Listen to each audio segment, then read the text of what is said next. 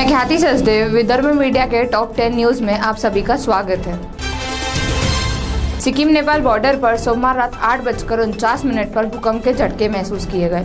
Richter scale पर भूकंप की तीव्रता 5.4 बताई गई। पश्चिम बंगाल, बिहार और असम में भी भूकंप के झटके महसूस किए गए। फिलहाल भूकंप से हुए नुकसान की कोई जानकारी नहीं मिल पाई है।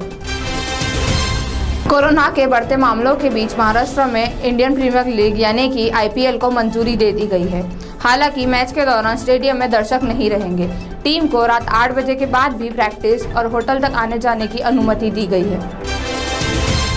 वसूली के आरोप में घिरे महाराष्ट्र के गृह मंत्री अनिल देशमुख ने आखिरकार सोमवार को अपने पद से इस्तीफा दे दिया। सोमवार शाम को मुख्यमंत्री उद्धव ठाकरे ने राज्यपाल को पत्र भेजकर गृह मंत्री अनिल देशमुख का इस्तीफा स्वीकार करने का अनुरोध किया है। पत्र में यह भी कहा गया है कि दिलीप वलसे पाटिल को गृह मंत्री विभाग का प्रभार दिया जाना चाहिए। बंगाल, असम, तमिलनाडु, केरल और पुडुचेरी में 475 सीटों पर होगा मतदान। बंगाल और असम में यह तीसरे फेज का चुनाव है। इसी के साथ असम में चुनाव पूरा हो जाएगा। वहीं तमिलनाडु, केरल और पुडुचेरी में आज एक फेज में ही चुनाव हो रहे हैं। इन सीटों पर कुछ 5,857 प्रत्याशी मतदान में हैं। कोविड-19 के मामलों की बढ़ती संख्या के कारण सेवानिवृत्त लोगों को पेंशन देने से पहले आवश्यक पहचान सत्यापन प्रक्रिया अप्रैल महीने में विलंबित हो गई थी। स्थिति को देखते हुए अधिकारियों ने अंतिम तिथि को 1 महीने तक बढ़ाने का फैसला लिया है। नगर आयुक्त राधाकृष्ण बी द्वारा लगाए गए सख्त प्रतिबंध रविवार को राज्य सरकार द्वारा घोषित कुछ भी नहीं है। हालांकि स्थानीय अधिकारियों को आदेश में संशोधन करने का अधिकार है, लेकिन नगर आयुक्त ने ऐसा कुछ नहीं किया है। 5 अप्रैल से 30 अप्रैल की रात 8 बजे तक लागू आदेशों ने नागपुर के लोगों को कई समस्याओं में खड़ा कर दिया है। राज्य सरकार द्वारा जारी किए गए आदेश ज्यादातर मुंबई और पुणे की शीर्ष स्थिति को संभावित है। नागपुर की स्थिति अलग है। यद्यपि नागपुर में कोरोना से हो रही मौतों की संख्या अधिक है। इस तरह से के प्रतिबंधों को अनावश्यक माना जाता है। व्यवसायी दुकानों को बंद करने के खिलाफ है। नागपुर में सोमवार को कुल 3,519 नए कोरोना मरीज सामने आए हैं, जिनमें 2405 शहर के थे, जबकि 1109 ग्रामीण क्षेत्र से हैं। सोमवार को हुई कुल 57 मौतों में 33 शहर से और 19 ग्रामीण इलाकों से आई है। साथ ही सोमवार को 3,703 मरीज रिकवर हुए हैं। रिकवरी रेट अब बढ़कर 81.2 तक पहुँच गया है।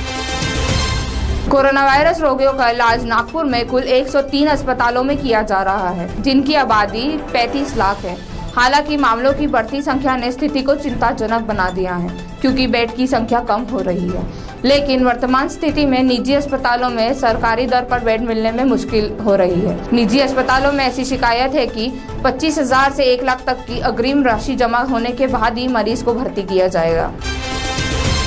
कोरोना वायरस की स्थिति गंभीर होती जा रही है, क्योंकि मामलों की संख्या और मृत्यु गणना नागपुर में हर दिन एक नया निशान छूती है।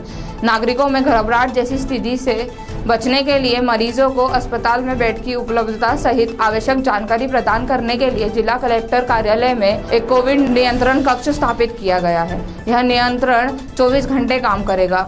इस कंट्रोल रूम का हेल्पलाइन नंबर है 0712256266 है और टोल फ्री नंबर 1077 है।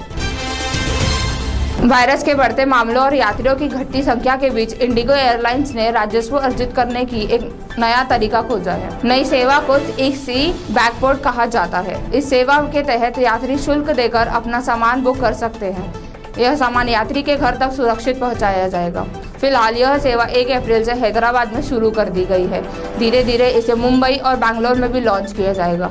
अगले चरण में यह सेवा नागपुर सहित देश के अन्य हवाई अड्डों में भी शुरू होंगी। आज के लिए बस इतना ही। देखते रहिए विदर्भ मीडिया। धन्यवाद।